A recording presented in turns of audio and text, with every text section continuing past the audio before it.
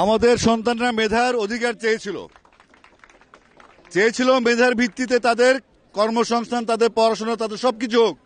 তারা কোনো রাষ্ট্র ক্ষমতার পরিবর্তন চায় নাই, তারা কারো ক্ষমতাচ্যুতি চায় নাই, তারা চেয়েছিল মেধার মূল্যায়ন হোক।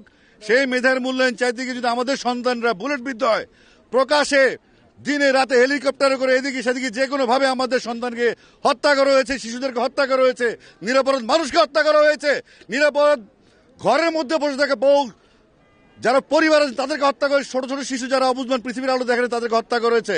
এখন এই আন্দোলন থেকে পিছু হটার কোনো সুযোগ নাই, আমাদেরও কিছু করার নেই, আমরা ব্যর্থ। এই ছাত্ররা সড়ক আন্দোলন করেছিল, এই ছাত্ররা এখন কিশোর বয়স থেকে তরুণ হয়েছে এবং তার ম্যাচিউর হয়েছে। আমরা কোনো কিছু সিদ্ধান্ত নিব না, আমরা তাদের অনুগত হয়ে তাদের হুকুম মতো আমরা কাজ করব। এবং আমি বিশ্বাস করি যেই প্রজন্ম জেগে উঠেছে, এই প্রজন্ম হারার জন্য জন্ম হয়নি এবং এই প্রজন্ম হারবে না।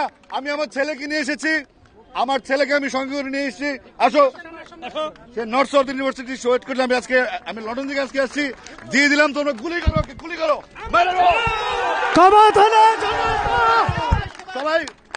আজকে কোনো কথা নাই, শুধু অল আউট গেম। যে কোনো ভাবে দফা একটা দফা একটা দাবি, এক দফা এক দাবি। শহীদের চাকরি কবে যাবি? আমরা মিলিত হবো শহীদ দিনের। Thank you. আমার সন্তান আবু সাইদ, আমার সন্তান আসিফ আকবরের সন্তান, আমার সন্তান। আমার সন্তানের রক্তেই মাটি ভিজেছে। যে অধিকারের জন্য আমার সন্তানের মাটিতে এই বাংলাদেশের 55,000 বর্গমাইল ভিজেছে, সেই মাটিতে স্বাধিকারের উপযুক্ত জয় ছাড়া ছাত্র সমাজ ঘরে ফিরবে না।